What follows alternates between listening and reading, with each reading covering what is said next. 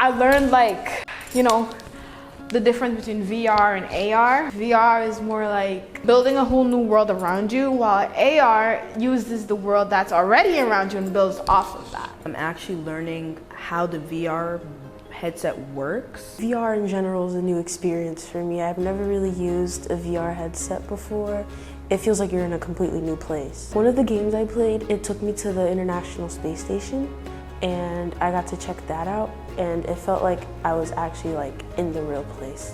That was really fun, going on spacewalks and exploring the solar system. It was really cool. I drew something on a VR app, and the app was called Gravity Sketch, and I had made a 3D printed version of myself, and we printed it, and I really liked it. It was really cool. See, I've always been interested in technology and science. I'm an IT girl. Technology is my thing. So coming in to this experience, it opened my eyes to a new type of science in a more fun way.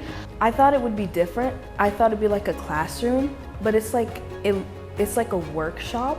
So the place is just really cool, and it's new experiences that you never think that you would try.